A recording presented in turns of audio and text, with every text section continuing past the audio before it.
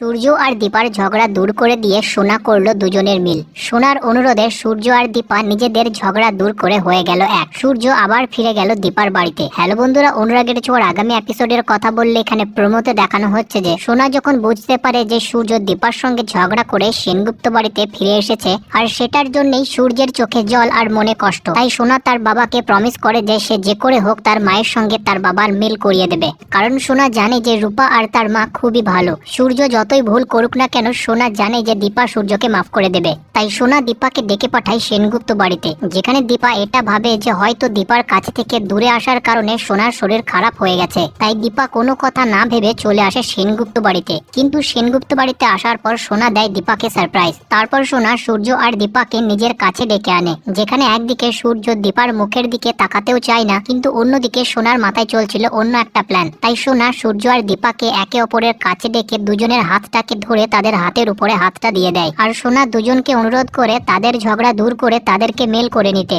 যেখানে সোনার খুশির জন্য আর সূর্যের মাথায় যখন আসে যে সে কোর্টের অর্ডার অমান্য করতে পারবে না, তাই সূর্য সিদ্ধান্ত নেয় দীপার বাড়িতে আবার ফিরে যাওয়ার। এই ভিডিওতে আপাতত